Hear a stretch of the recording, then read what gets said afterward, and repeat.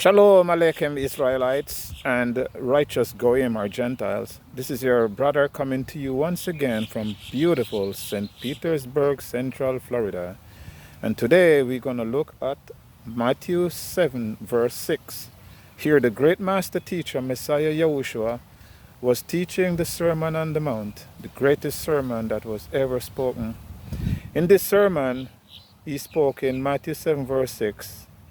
He said, "Do not give what is set apart to dogs, nor cast your pearl before swine, otherwise they will trample them underfoot and then attack you." This is very deep. Now, these were Hebrew idioms.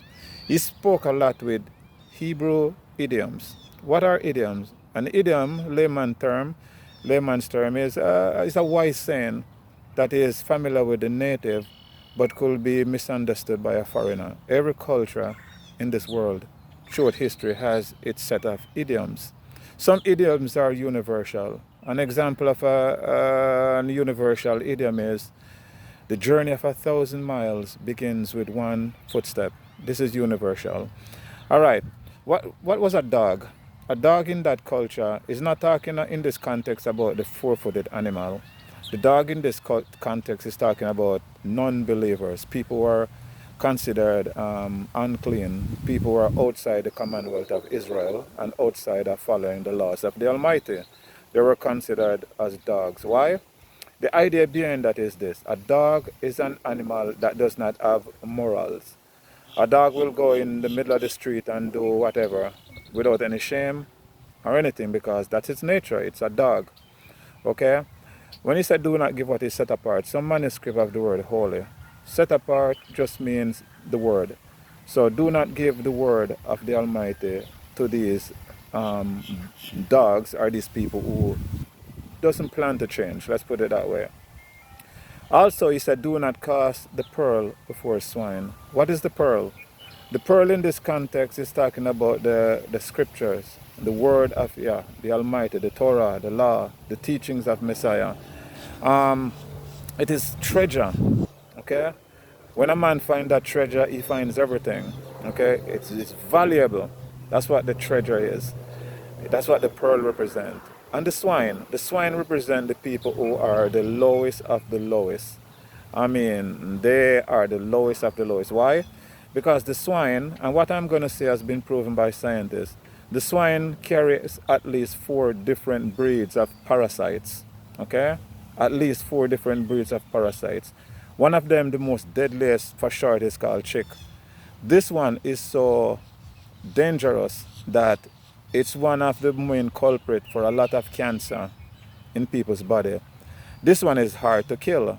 Scientists have even found that it survived even after a volcano lava. Okay, that means our natural stove that goes to like 500 degrees Fahrenheit, that can kill these parasites. Okay, so when people eating all this pork and thinking they cook it, this thing doesn't die like that. Okay, so back to it. So the swine is considered the most unclean of animals, and some people are compared to swine in this context.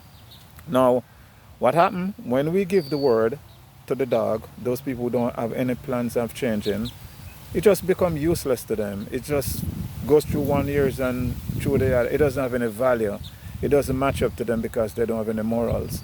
The swine is worst. The swine represent those people that, the swine is at the bottom of the bottom. It represents those who are, they're so demonic possessed that nothing is off limit to the swine. Okay? Nothing is off limit. They have all different type of demonic activity, and these kinds, you can't reach them no matter what you do. These are the swine. And on top of that, when you cast the pearl, which is the word, the valuable word before them, they could turn around the Messiah and trample them and attack you. Meaning, instead of them learning and try to better their life with it, what they do, they turn and they start to attack you, and they find excuse to attack you. Okay?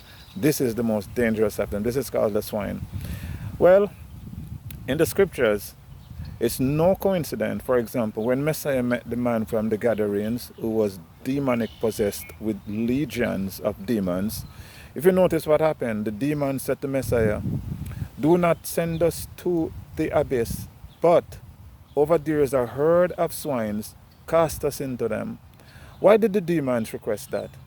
Because demons cannot live in a clean body. They cannot live in a clean vessel. They have to go inside of something that is unclean. So what happened? The swine, because it's the most unclean of animals, these legions of demons were expelled from the man to go into these herds of swine.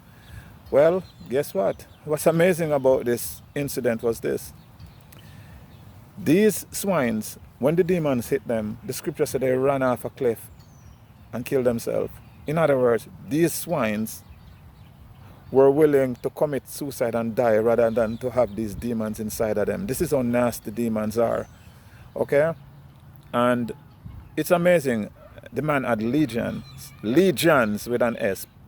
One legion comprised of several thousands. I forgot how many thousands, but it's a Roman term. Like the Romans will have legions of armies.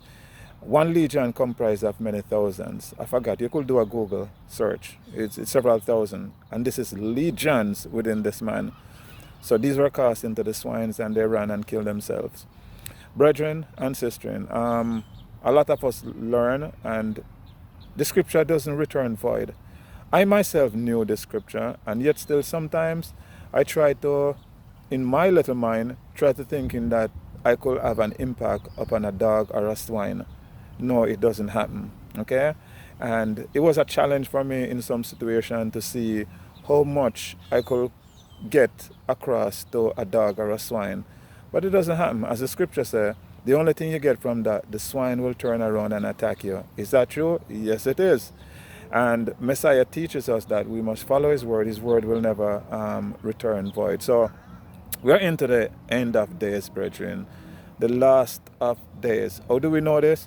In the book of Daniel chapter 12, when Gabriel gave Daniel the signs of the end time, one of the signs that Gabriel gave Daniel, Gabriel said, knowledge shall increase.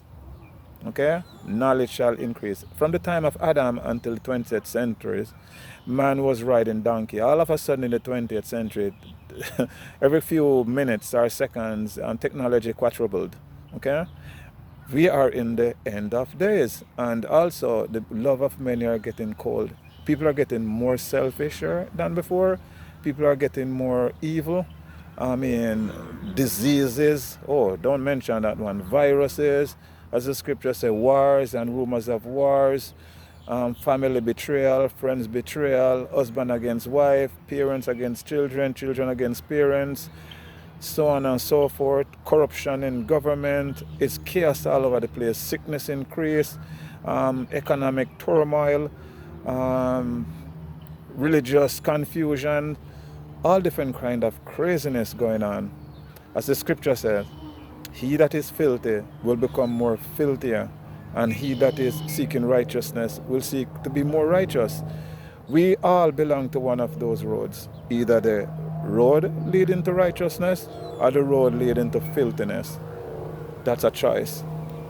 So until then, brothers and sisters, have a blessed one and keep loving, keep forgiving, keep sharing the good news, keep studying to show thyself approved, rightly dividing the word of Yah. Okay? Let me tell you, there's nothing out there, as many of you know, but just distraction in the world that keep people delayed, procrastinating until it's too late. We should learn from each other's mistake and should like to encourage each other. And until then, just have a blessed one, and Yah keep you, guide you, bless you, and his face shine upon you and your loved one. Until then, shalom, beloved brothers and sisters. Shalom.